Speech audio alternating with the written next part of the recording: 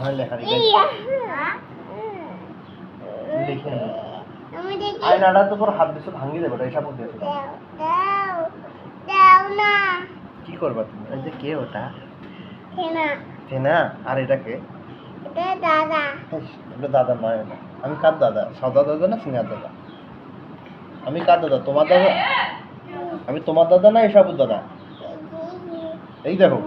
আমি কার দাদা এগুলো দাও এগুলো দাও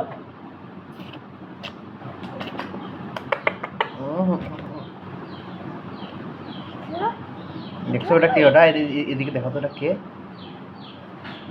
বলো বলো তো ইয়ে আমি স্নেহা আমি থেনা তোমার নাম কি আমার থেনা তোমার নাম স্নেহা আমি থেনা আমি স্নেহা হ্যাঁ